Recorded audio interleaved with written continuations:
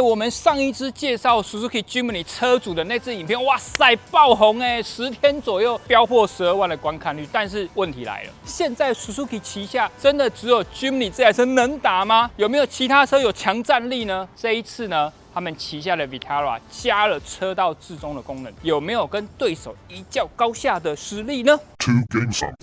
？2014年第4代的 Vitara 车型呢正式发表，那台湾是2016年才引进的，然后到2019年就迎来了第一次的小改款。它加入了 ACC 的主动跟车辅助系统。那到2021年呢，它再次的进化，加入了 48V 的轻油电。现在来到了2025年 ，Vitara 还能玩出什么样的把戏？在没有世代更新的状况下呢？第一个外形稍微改变，第二个是我相信现在大家应该非常有感的，他们加上了车道置中，也就是让他们的 ADAS 系统可以直接实现了 Level 2的驾驶辅助等级。此外呢，在现在开始，应该说是2026年式的车型呢，它就维持一个等级。也就是我们今天试驾的 Vitara SO Grip。熟悉 Suzuki 的消费者应该知道，它就是4驱车型。4驱的版本呢，它就是维持104万的售价，但是它还会有2个车色新的选择，一个就是我们今天看到了珍珠蓝，它加上黑色的车顶，所以凸痛要加1万，就是105万。单色的话也增加一个灰色的选项，所以单色一样是104万。凸痛的双色就是105万，不过它完全可以符合现在旧换新以及2.0升以下小客车这个货物税修正条例，所以最多你还可以再折10万，所以就是94万或90万，但前提是你要符合我刚才说的货物税修正条例的这些内容。好，那我们先直接来讲一下外观的改变是什么，有没有发现很明显是水箱护罩？以及下面这个整个大模型的气坝都做了一些调整，水箱护罩的内侧变得有点像是尾灯护翼的那种一层一层的阶梯型的设计。那下面这个大面积的么字形就变成用黑色烤漆，以及里面的气坝造型有一点不同。你再往两边看，有没有发现？少了什么？著名的前雾灯，而且这两侧的这个日行灯的造型好像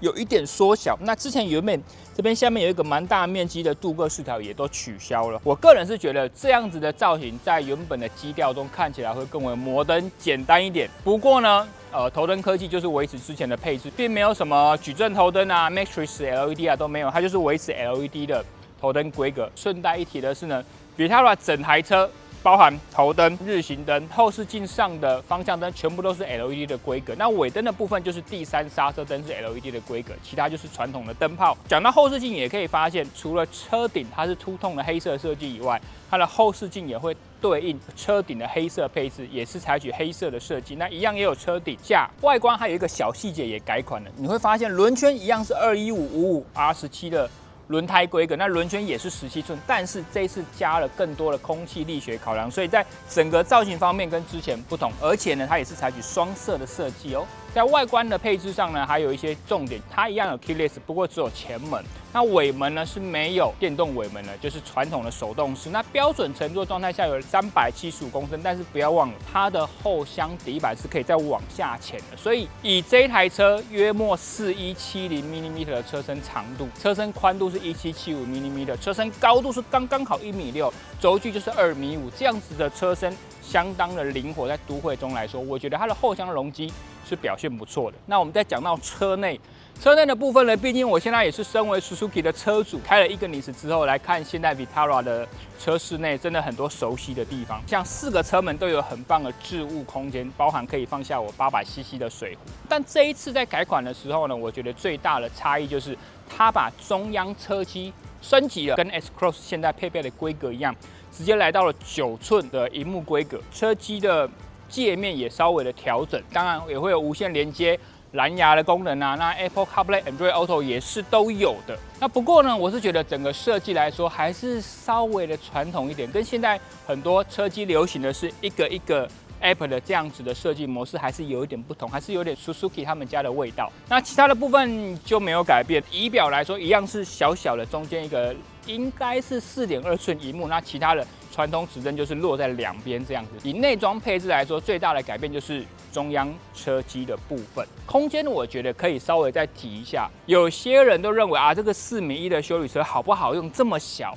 但说真的，当我成为 Suzuki 的车主之后，我觉得 Suzuki 叫做小车专家，真的不是乱说的，是因为他们知道如何在这样子的小空间，尽量把空间效率提升。我的身高是170公分哈，前面是我标标准准的驾驶坐姿的状态下呢，我在乘坐后座的时候，我的膝部基本上距离前座椅背还有2个拳头，我的头部距离车顶还有1个拳头，所以你说年轻族群够不够用？够用。你说小家庭1个小朋友够不够用？够用。你说家里第2台车够不够用？我觉得其实也很够用。之前试驾的 Vitara 有很多经验，包含加了 ACC 的车型，包含加了 48V 轻油电的车型。但是说真的，我第一次开到 SO Grip 的版本，这样子轻巧的车身，1285公斤而已，搭配上4轮驱动的车型，还有 48V 轻油电的辅助，以及加了 ACC 车道自动完整的驾驶辅助科技之后呢，开起来如何？我们上车开车聊吧。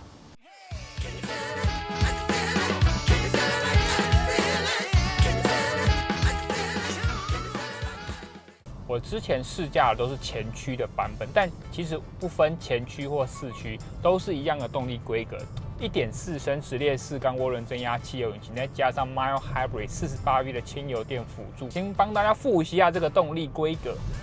最大马力呢是129.2匹，那最大扭力则会是23.9公斤米。那因为它有48V 的辅助，所以呢，它会额外多一个12.22千瓦马力以及49牛顿米的扭力辅助。当然，我觉得这个48V 的优势就在于你怠速熄火的时候，在启动震动比较不明显，而且起步的时候有明显的电动马达的推力辅助，大概就是这样子。但毕竟这个4轮驱动它是适时的。它不会是全时，所以它会看状况，什么时候需要节能2驱就够，什么时候需要4轮驱动。不仅如此，它也有驾驶模式可以切换，它有 Auto、Sport、Snow， 那 Snow 还可以再结合 Lock 的模式。各位不要觉得4轮驱动你没有出去户外玩就用不到，其实像有时候有些停车场可能地面比较湿滑，或者是用了比较低摩擦的路面，下雨天的时候啊，哎呀。你看网络上看过，有些车怎么爬就是爬不上去，轮胎都已经喷烟了。所以有时候4轮驱动可以对应更多都会中像停车场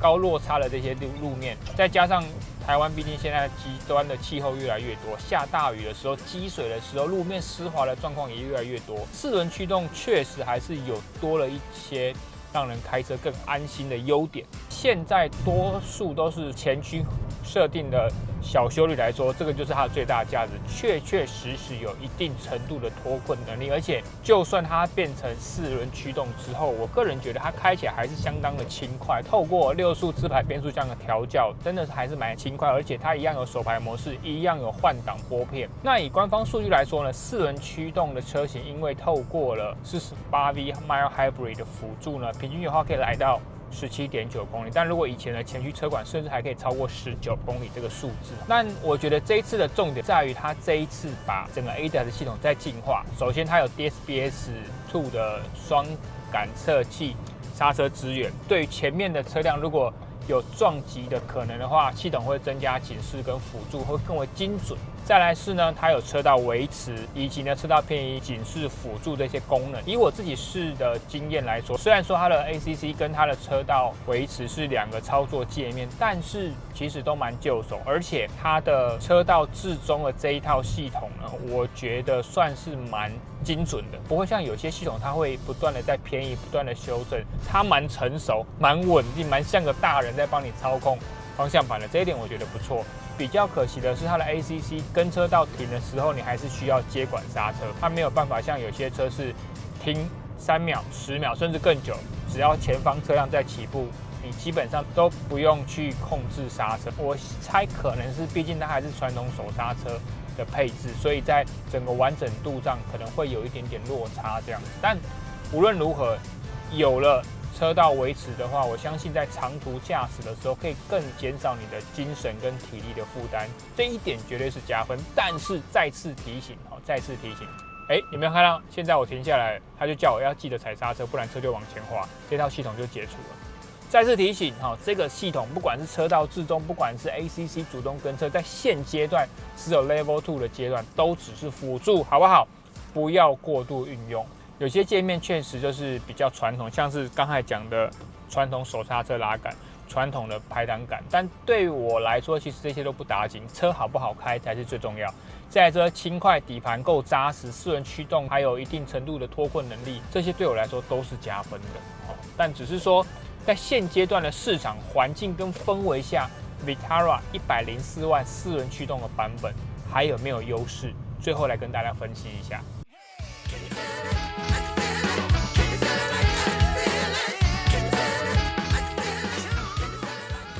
好，身为 Suzuki 的车主呢，基本上我是喜欢这个品牌的，因为我觉得其实台湾有某些程度跟日本相似，我们都有高度都会化的道路，所以有时候小车真的有它的必要存在性。当然，有人认为说我花差不多的钱买更大的车，感觉就像菜市场买菜一样比较划算，但我说真的，每一台车都有它的任务跟目的，所以像这样子 Vitara 4.1米的小车，加上四轮驱动，或许在某一些乡村道路，像你有时候去上山玩啊，或者是你平常在都会中游走的时候，真的还是有它的价值存在。这个是我个人的主观意识，但我们用客观的分析这个市场，进口身份。4.1米的车长，休旅车的定位，直接的对手，我觉得最接近会是福斯的 T-Cross， 其实车身长度差不多，但是我给各位看哈，目前 T-Cross 的售价是89.8万到106.8万，在国外来说，这两个品牌定位是相同，但是台湾对于德系、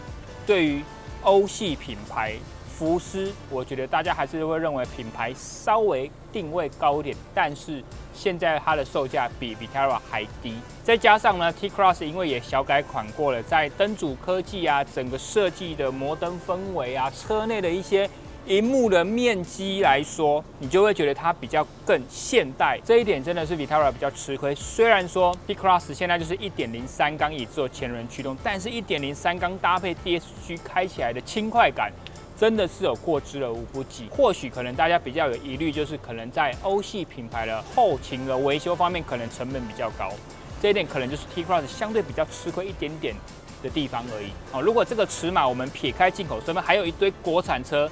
可以跟它竞争，像是现代的 Venue， 它的售价73.9到81.9而已。还有 Toyota 的 Yaris Cross 再稍微大一点哦，来到4.3米的车身长度，售价是69.5到79.5。所以我真的觉得 Vitara 目前来说还是相当的吃亏一点。从2014年国外发表到现在，虽然说经过了多次的产品更新小改款，但是10年的那个态势就是摆在那里。外观设计的新意，我说新旧的新。车内整个氛围相对来说还是比较传统一点。如果真的是比较在意外观看得到的地方，那车的本质没有这么重视的买家来说 ，Vitara 这一点真的是比较吃亏。但如果你开过之后，或者是你重视车辆的本质，你觉得开起来轻快感、四轮驱动的扎实性跟可以对应路况的安全性的话，这台车真的是有了它的价值。因为你放眼同级，已经没有这样子的尺码还愿意提供四轮驱动的版本。对于我来说，我是拥有四轮驱动车型的人，我觉得四轮驱动还是有它的价值存在。或许以现在都会用途来说，四轮驱动可能不是主要的